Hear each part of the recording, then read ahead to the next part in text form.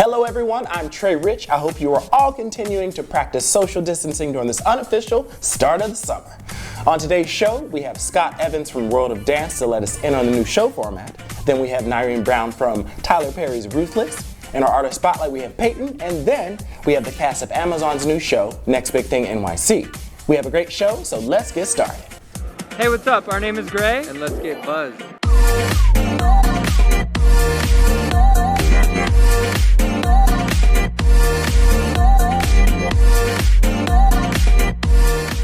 World of Dance is back with a new look and hot new talent. Season 4 will air May 26 on NBC. We got a chance to talk to Scott Evans to give us some insight on what we can expect. Let's take a look.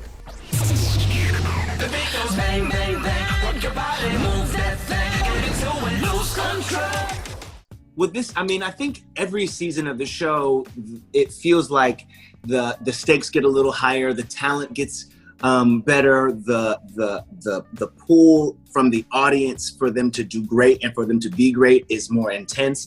I think this season there are a couple little surprises along the way that also help kind of encourage the dancers to break out of what they thought this might have been or what they expected from this situation to a whole new thing.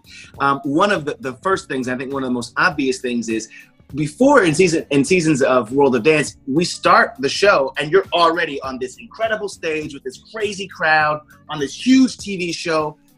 It's for a lot of the dancers, it's the biggest experience they've ever had. And so then the name of the game is just staying on the show, just keeping from elimination.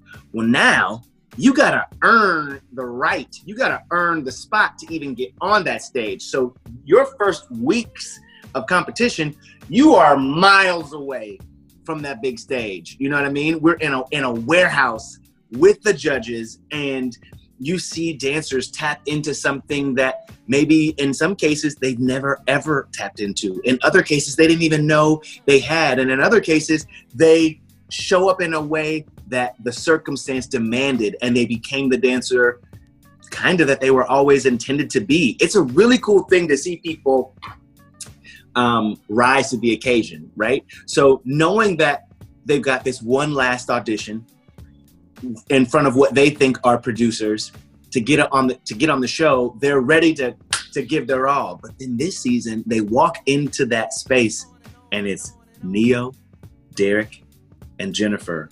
Like, hey. So you see dancers' minds get blown immediately. And it's a pretty cool thing to see. Some, unfortunately, are unable to rise. Others are meet that obstacle or meet that fork in the road, and they rise to the occasion. It is a really cool thing. Going into the duels, it's head-to-head with another dance act. Are you ready for that? We're ready. Yeah? Yes. Mama's ready. Look at you like, yeah. Well, it's interesting because I think at one point they were just not gonna have a host. I think when World of Dance and Jenna Dewan parted ways, I think the intention was we'll move forward with our three. And then I think something changed in the middle of the season, or something changed throughout the season, and it was made clear that they wanted to have a host. And I had been talking to several of the other executives about other things, and was kind of brought into a meeting and brought into a situation. It was like, hey, what do you think of this? And I was like, yeah. What do I think of this? When can I start? Right. And it was like Thursday. I was like, oh snap, today is Tuesday.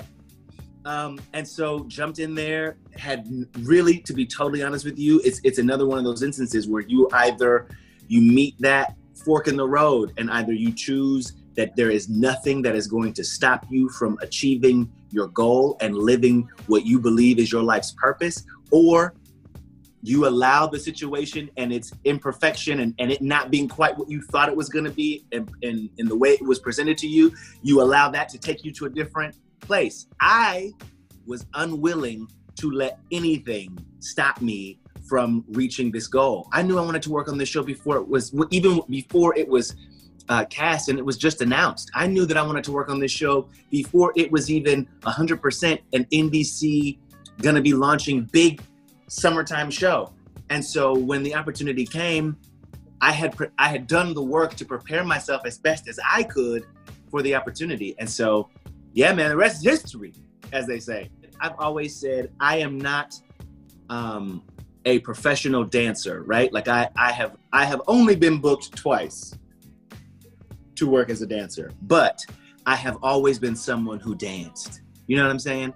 I've always been someone who thrived and loved music in a way that my body responded to. And so I have an affinity, I have a love for the people who are able to use their bodies to translate that energy into something that moves us.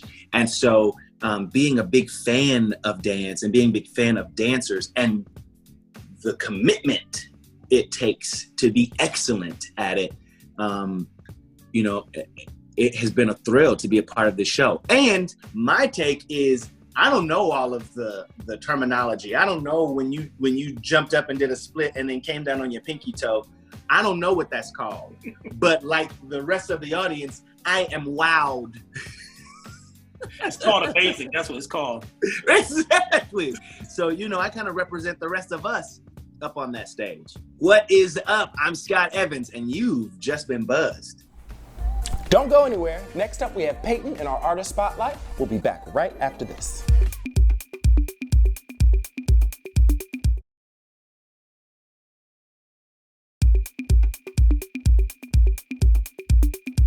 We often overuse this term, but Payton is truly an artist on the rise. He just released his new song and music video for Love Letter, and we catch up with him in Florida. So let's take a look.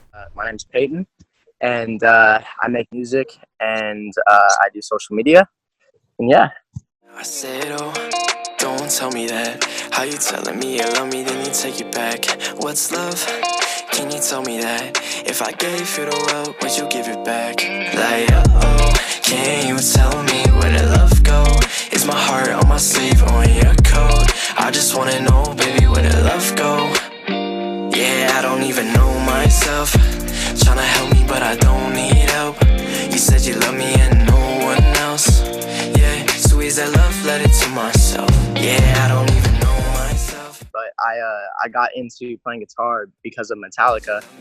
Obviously, my music doesn't sound like Metallica, but I started getting into like Black Bear and Post Malone, all those people, and then I had about like 1,000 fans on Instagram, and I got my first fan page, and that was just crazy because it was like my first time like with somebody like posting my stuff, and I was like, oh wow, this is crazy. Whenever I'm listening to a beat, man, like my ear, like it's I'll just get like a feel for it, like I'll connect to it, you know. And that's just, then I turn to any, like I write from like situations and stuff, so like any like breakup thing, anything like that, that's how the first single came along. But yeah, stuff like that, and then I just put the story to the beat, and that's how it goes. From what I know, she doesn't know it's about her. So me, like I have a really hard time like just kind of like letting my emotions out, and music was that way for me. And so like taking like these stories and putting them out and putting them into songs is just like helping me. So it's, yeah, that's why I do it. I have a little home studio that I've been making like demos out of and stuff. I actually just went down to Atlanta to go into a studio and made a couple tracks. So that was pretty fun. But yeah, just keeping with my music, man. Trying to do as much as I can. I'm definitely like, I'm locked in right now, but I'm going more alt. I'm definitely going more alternative right now, just a little bit. So I'm kind of, yeah. This when I went down to Atlanta, I made a new song. It's definitely a little more alternative than Love Letter was, and like Love Letter is way like it was like definitely more down like the pop genre and everything. Yeah, so I got some alternative stuff I'm excited about. I have a song actually coming out in June. And yeah, so it's called Habits, and that's really, I love that song. I'm excited for it to drop and everything. And then yeah, there's been some talk about possibly getting the EP put together. So you know, if that gets rolling, then that'll be what's up next.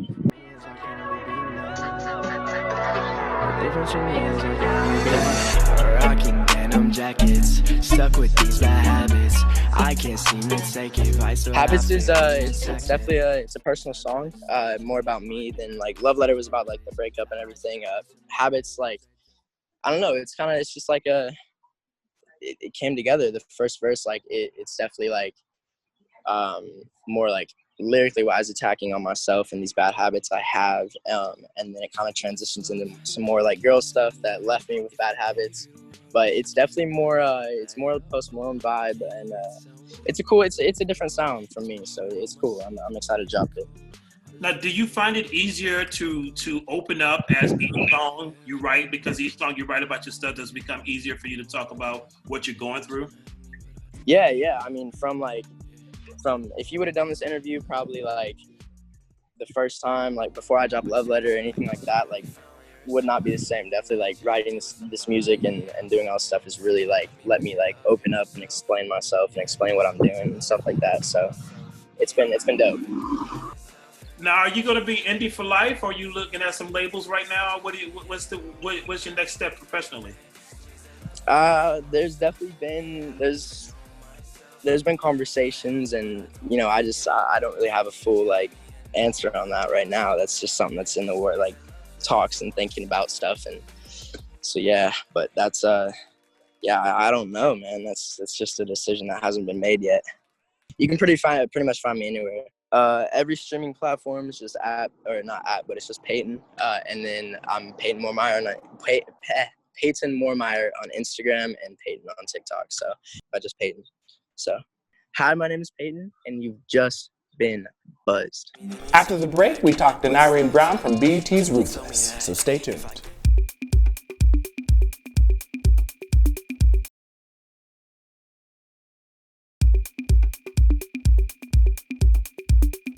Nirine Brown plays Lynn Rollins in Tyler Perry's Ruthless on BET+.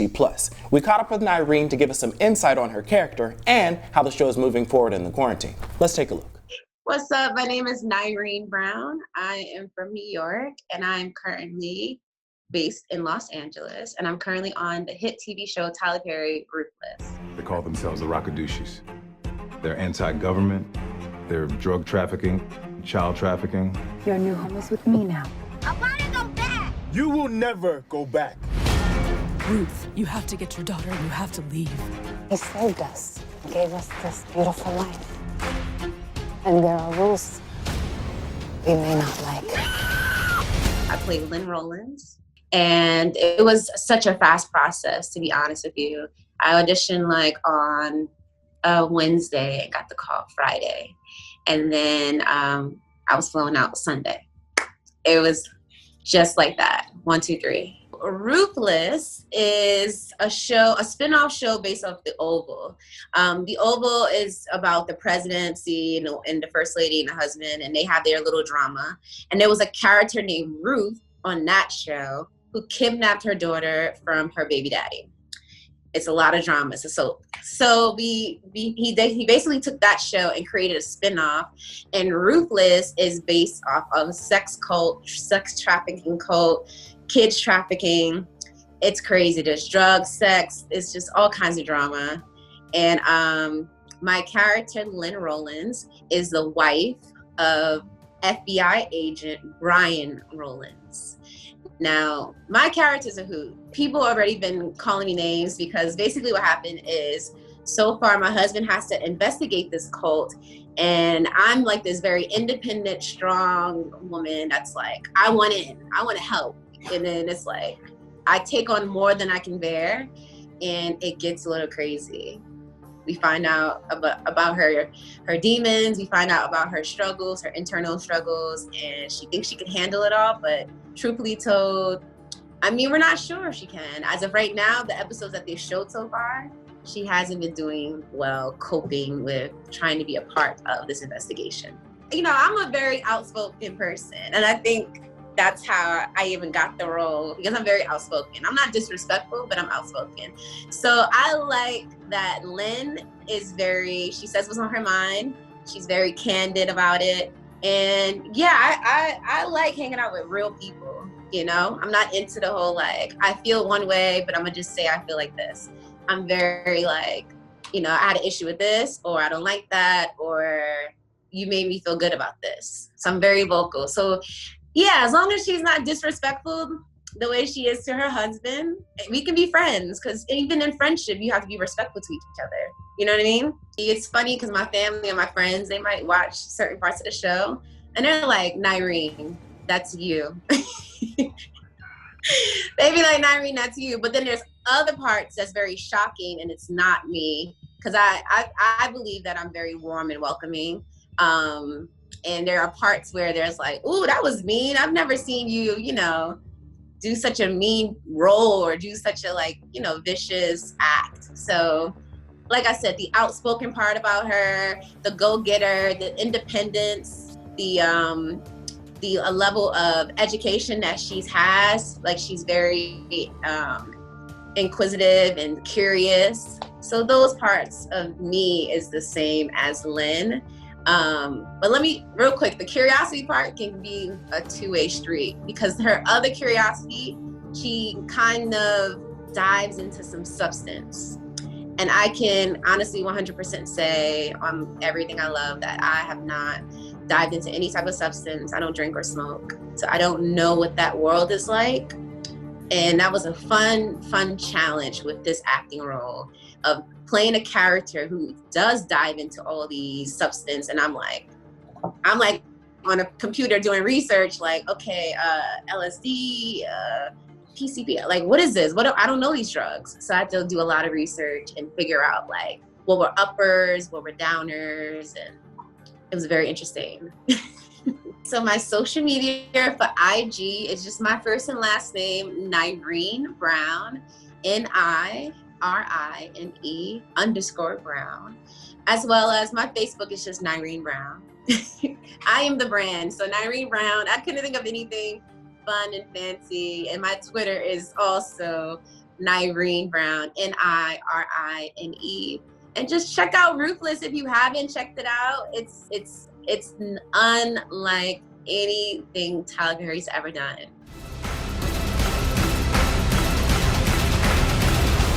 Help us.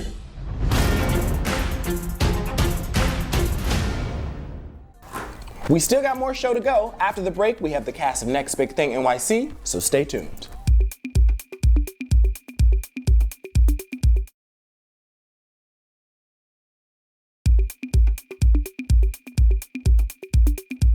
Next Big Thing follows a group of young adults who are on their way to stardom. We caught up with some of the cast members via Zoom to tell us about the show.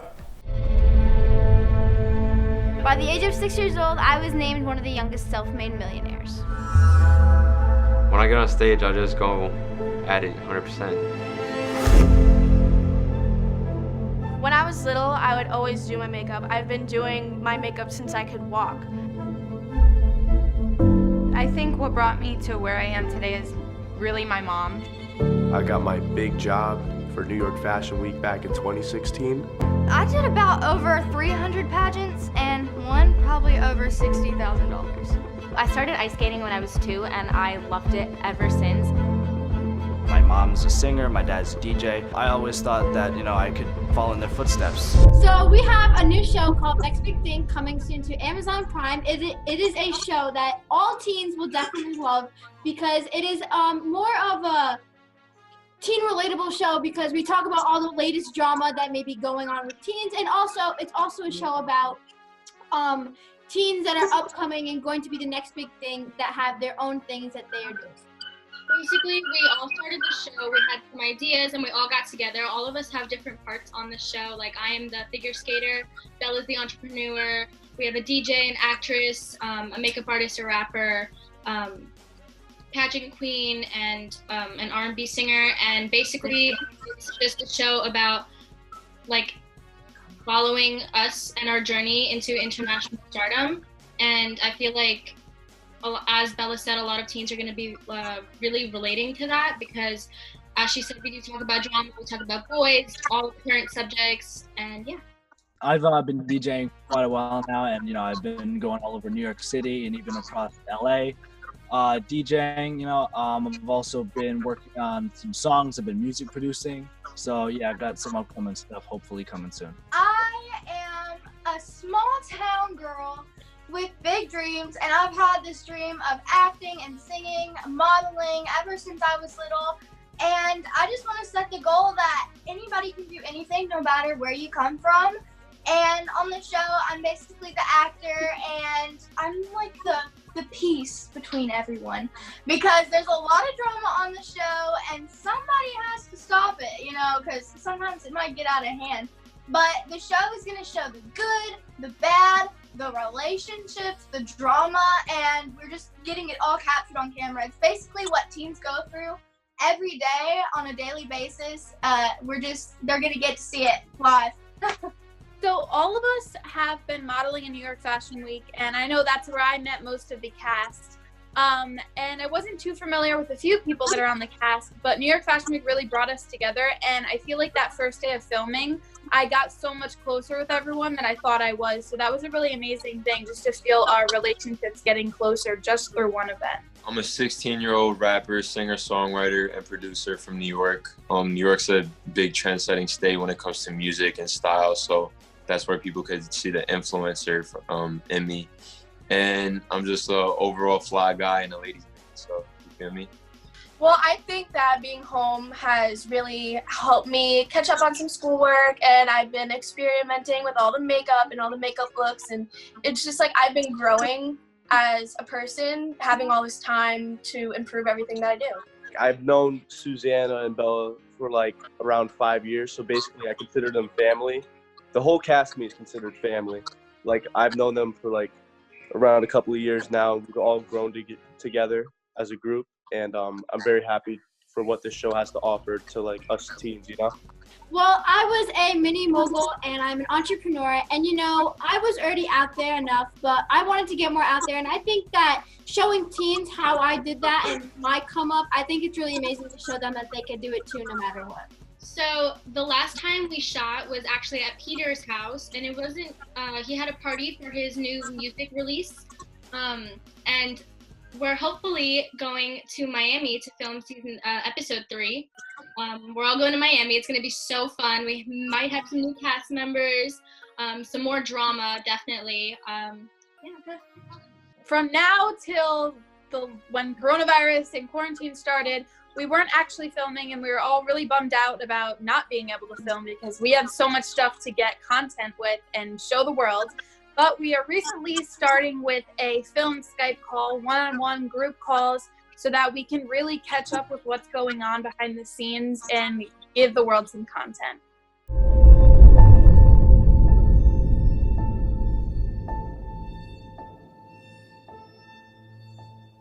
Next Big Thing is set to premiere on Amazon this week, so be sure to check it out. Stay put, and we'll be back to wrap things up.